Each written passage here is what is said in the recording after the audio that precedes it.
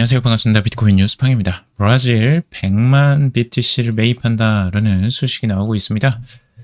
과연 이 구체적인 소식이 무엇인지 잠시 후에 전해드리도록 하겠습니다. 도움이 되신다면 좋아요, 구독, 댓글, 알림 설정하셔서 최대한 빠르게 정보 받아보시길 바라겠습니다. 비트코인이 5년간 이 100만 개의 비트코인을 사들이는 이 전략적 비축 법안을 추진하면서 이 비트코인 중장기 가격 흐름에 중대한 변수가 등장했다라는 내용입니다. 지금까지 예상하지 못했던 국가에서 지금 이 비트코인 매입한다라는 계획이 나왔어요. 지금 브라질 정부 같은 경우는 향후 5년간 총 100만 개의 비트코인을 매입하는 방안을 제안을 했습니다. 이는 약 680억 달러 규모로 추산이 되고, 이렇게 매입을 하게 되면 시장에도 굉장히 큰 충격을 안겨줄 수 있을 것 같아요. 이 브라질이 공격적으로 이렇게 매입을 한다면 아무래도 다른 나라들도 이런 관심을 쏠리겠죠. 그리고 수량이 만만치 않습니다. 100만 개예요. 100만 개가 어느 정도인지 이제 수치를 비교해 봐야 되겠지만, 미국이 지금 현재 보유하고 있다라고 추정되는 게 20만 개 정도밖에 안 됩니다. 중국도 지금 뭐 20만 개 정도, 20만 개 내외 뭐 이 정도를 추정해요. 그렇기 때문에 지금 거의 5배입니다. 근데 미국도 뭐 비트코인 트레저리 전략을 한다면 뭐 100만 개까지의 뭐 계획들이 막 나오고 그랬는데, 지금 이거는 브라질 정부에서 직접적으로 나온 내용이고, 이 전략적 비트코인 비축 법안을 지금 추진을 하고 있는 상황이라고 합니다. 그러니까 오히려 미국보다 더 빠른 행보를 보여주고 있어요. 그리고 지금 비교를 조금 더 해보자면, 스트래티지, 우리가 지금 상장사 중에 가장 많이 가지고 있는 이 기업이죠. 이 상장사가 지금 71만 개 정도를 가지고 있어요, 대략. 근데 지금 이거 비교를 해보면 거의 30만 개 이상 더 많은 거죠. 그러니까 지금 스트래티지보다 더 많은 비트코인을 매입하겠다라는 계획을 지금 알리고 있는 거고, 물론 이게 지금 당장 바로 100만 개를 매입한다는 건 아닌 것 같습니다. 물론 이제 이걸 점진적으로 진행할 계획이라고 하고 있고, 법안은 비트코인으로 연방 세금과 벌금을 납부할 수도 있도록 이제 허용을 하고, 그러니까 이 암호화폐 매도 차익에 대한 과세를 면제하는 내용도 이제 포함이 되고 있다고 해요. 그러니까 이 완전히 비트코인을 세금으로 모두 다 매입한다라기보다는 다른 여러 가지 방법들을 모두 다 총동원해서 비트코인을 가져가겠다, 트레저리 하겠다라는 내용인 것 같아요. 그래서 법원에 의해 몰수된 이 비트코인 역시 매각하지 않고 국가 비축분으로 편입하는 방안까지도 담겨 있습니다. 이 법안이 통과될 경우에 브라질은 미국이나 중국을 능가하는 이 대규모 비트코인 보유국으로 이제 부상을 하게 됩니다. 의회 경제개발 재무사법위원회에서 심의 중인 해당 법안은 브라질의 국가자산 포트폴리오를 다변화하고 장기적 재정 안정성을 강화하는 수단으로 지금 제시가 되었다고 합니다. 굉장히 급진적이고 빠른 행보라고 보여지고요. 전혀 예상하지 못했던 국가인 브라질에서 오히려 빠르게 비트코인을 매입하는 양상으로 나아갈 것 같습니다. 자, 이렇게 되면은 어떤 영향들이 있을까? 우선은 비트코인을 이렇게 매입하는 국가가, 주도적인 국가가 이제 탄생을 한다라는 거고, 지금까지 엘살바도르나 몇몇 국가들이 있었어요. 비트코인을 매집하는. 하지만 이제 그 양이 워낙 적었기 때문에 그렇게 이제 비트코인 시장에 미치는 영향은 좀 적었는데, 지금 이 100만 개라는 수치는 어마어마한 수치입니다. 실제적으로 스트래티지가 지금 매집을 한 5년 동안 매집을 한 양보다 더 많은 거예요. 그렇기 때문에 상당한 영향을 미칠 것으로 보여지고, 비트코인이 중장기적인 그 시세에도 굉장히 크게 영향을 미칠 것 같습니다. 이 하방 경직성, 하방을 막아주는 역할들을 할 가능성들도 꽤 높아 보이죠. 그러니까 브라질이 이제 공격적으로 매입을 해 나갈 것이냐, 아니면은 이제 수동적으로 바닥에서 계속 모아갈 것이냐. 근데 이제 공격적으로 매입하기보다는 아마 수동적으로 먼저 매입을 해 나갈 가능성이 좀 높아 보여요. 그래서 지금 당장 이게 막 급등을 하는 양상으로 돌아서지는 않을 것으로 보여집니다. 하지만 이제 바닥에서 계속해서 매집을 해 나갈 것이기 때문에 이 가격 하방에서는 어느 정도 좀 안정감을 줄 수 있는 요소가 될 것으로 보여지고, 만약 이제 이게 급등을 하게 된다면 그 공급량 부족 사태를 나중에 일으킬 수도 있겠죠. 이렇게 계속해서 매집을 하게 된다면. 그리고 이제 다른 국가들도 여기에 이제 뛰어들 가능성들도 있어요. 이렇게 공격적으로 뛰어드는 국가가 있으면 이걸 따라하는 국가들이 또 생기거든요. 그래서 지금 뭐 미국도 이런 부분들에 대한 염두를 해두고 있고, 다른 나라들도 지금 하나둘씩 계속 이 부분에 참여를 하고 있기 때문에 관심 있게 봐야 될 것 같고, 지금 이제 중동 쪽도 이걸 굉장히 적극적이에요. 중동은 이제 국가에서 나서서 한다기보다는 이 국부 펀드 쪽에서 좀 많이 비트코인 관련 자산에 투자를 하고 있어요. 그래서 뭐 그런 기업들이나 아니면 ETF나 뭐 이런 쪽에 많이 투자가 들어오고 있거든요. 그런 것들을 좀 보실 필요가 있다라고 말씀을 드릴 수 있겠습니다. 자, 그리고 바이낸스 1.5조 원 이용자 기금 전액 비트코인에 투자를 했다라는 소식이에요. 최근에 바이낸스가 이 자사 이용자들 보호를 위해서 조성해둔 이 10억 달러 규모의 기금을 전액 비트코인에 투자했다라는 소식이에요. 기존 스테이플 코인과 달러 등으로 들고 있던 이 기금을 비트코인으로 전환했다는 거죠. 비트코인이야말로 최고의 준비 자산이다. 이 바이낸스가 직접적으로 이렇게 언급을 하고 매입을 한다라는 거, 긍정적인 신호라고 볼 수가 있겠고, 좋은 시그널이죠. 그러니까 바닥에서 조금씩 모아가겠다. 바이낸스도 이제 그런 워낙 이 등락을 많이 겪어봤기 때문에 이제 언제 사야 될지 조금 잘 아는 거죠. 그래서 이렇게 매도세가 강한 이제 바닥권 구간에서 사겠다라는 거고, 물론 이게 바이낸스에서 샀다고 해서 뭐 이렇게 급반등하고 이런 건 단기적으로 나오는 건 아닐 수 있어요. 그러니까 이걸 너무 맹신하지 마시고, 우선은 이제 좋은 소식입니다. 바닥권에서 계속해서 매집하려고 하는 흐름들이 계속해서 나오고 있다. 1.5조 원입니다. 상당히 큰 자금이에요, 이것도. 그래서 이런 자금들이 바닥권에서 조금씩 들어올 가능성들 있다라고 보시면 될 것 같고, 하지만 이제 벤자민 코인 같은 경우는 비트코인이 14개월 뒤에나 바닥온다라고 중간 선거 저주 경고했다라는 소식이에요.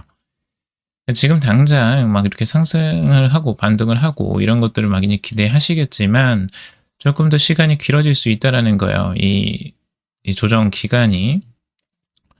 조정 기간 같은 경우는 실제적으로 이 금의 강세 현상이 나타난 뒤 약 14개월 뒤에 이 비트코인 가격이 바닥을 형성하고 이제 돌렸던 그런 적이 있다라고 여기서 이야기를 하고 있고요. 그리고 미국의 중간 선거를 중요하게 보고 있는데, 중간 선거가 치러지는 해는 역사적으로 이제 주기적인 가격 조정이나 에너지 재응축이 일어났던 시기라는 겁니다. 그래서 2014년, 2018년, 2022년 사례를 복귀해 보면 중간 선거 연도에는 시장의 변동성이 확대되면서 투자자들이 시험에 들게 하는 리셋 과정이 반복되었다라고 하고 있어요. 근데 이게 이제 왜 그러냐면 이 4년 주기하고도 연관성이 있어요. 4년이라는 이 구간마다 이제 이런 사이클이 오는데, 이제 고점을 찍고 조정기에 들어서는 이 시점이 보통 그 다음 연도에 들고, 그때 이제 이런 중간 선거가 같이 일치하는 부분이 낄 경우, 이런 경우에 이제 대부분이 이렇게 조정세가 나오는 거죠. 그래서 그런 것들도 염두에 두시면 좋을 것 같고요. 그래서 2026년 1분기에는 이 공격적인 투자 확대보다는 이 자본 보존에 우선순위를 두는 이 보수적인 접근이 요구되는 시점이다라고 하고 있습니다. 암호화폐 시장, 코인 시장에서는 1분기, 2분기는 조금 이제 보수적으로 접근하는 게 좋긴 합니다. 제가 보기에도 시장 상황이 단기적으로는 일시 반등은 나올 수 있지만 그 반등의 폭이 이제 크게 막 나오기는 쉽지 않을 수 있다라고 볼 수 있어요. 그래서 크게 수익이 나기에는 지금 조정세가 워낙 이제 가파르고, 여기서 반등이 나오더라도 지금 82,000, 84,000 이 정도가 이제 최고 수준이 될 가능성들이 있어 보입니다. 그래서 여기서 반등이 나오고 다시 한번 저항 맞고 다시 떨어질 가능성도 충분히 있고, 지금 이제 76,000달러 선이 우선 1차적인 저항선으로 작용할 가능성들도 지금 있습니다. 그리고 모든 비트코인 투자자가 반드시 알아야 할 세 가지 사실이라는 내용의 기사인데요. 결국에는 이제 비트코인에 대해서 핵심적으로 알아야 될 거, 희소성이죠. 2,100만 개로 제한된 희소성. 이걸 중요하게 생각하고 있고, 두 번째가 압도적인 역사적 수익률. 실제 비트코인이 지금 17,000%, 약 10년 동안 무려 17,000%나 상승을 했었고, 3년 동안 이제 430%, 420% 정도 상승을 했었고요. 중장기적으로는 꽤 큰 수익률이 비트코인에서 많이 났다라는 거. 그리고 세 번째 강점은 이 각종 악재 속에서도 흔들림 없이 유지된 네트워크 보안성입니다. 지난 1월 첫 블록이 생성된 지 17주년을 맞이한 비트코인 블록체인은 오랜 수명 동안 단 한 번도 해킹을 당한 적이 없다는 거죠. 과거 이제 거래소가 해킹을 당한 적이 있었어요. 마운트곡스나 뭐 FTX 파산 뭐 이런 되게 굵직굵직한 이 사건들이 있었지만 이 비트코인 자체, 네트워크 자체가 해킹을 당한 적은 단 한 번도 지금까지 없었다라는 부분을 굉장히 신뢰성을 갖게 만들고 있죠. 그리고 중국, 이건 넘어가도록 하고, 연준 은행권 반발 뚫고 암호화폐 기업의 결제 시스템 직접 개방 추진이라는 기사입니다. 연준에서 지금 조금 은행보다는 아무래도 암호화폐 업계 쪽에 우호적인 그 규제 같은 것들을 좀 풀어주고 있는 것으로 좀 보여져요. 연준에서 일부. 크리스토퍼 윌러 이사가 주도로 이 비은행 기업들이 패드나우, 패드와이어와 같은 정부 결제 플랫폼을 직접 이용할 수 있도록 이 맞춤형 결제 계좌 도입을 준비하고 있다라는 거예요. 자, 지금 이게 무슨 얘기냐면 기존에는 이제 은행을 통해야지만 이 연준의 이 결제 플랫폼을 이용할 수가 있었어요. 하지만 이걸 이제 직접적으로 암호화폐 업계들이 이용할 수 있게 해주겠다라는 거예요. 이러면 이제 은행의 그 독점적인 구조를 깨트려 버리는 거잖아요. 그래서 은행의 그 권한들을 이제 깨트리고 암호화폐 업계가 직접적으로 이제 사용할 수 있게 도와주는 것들이 있기 때문에 금융 시스템을 완전히 바꾸려고 하는 것으로 보여집니다.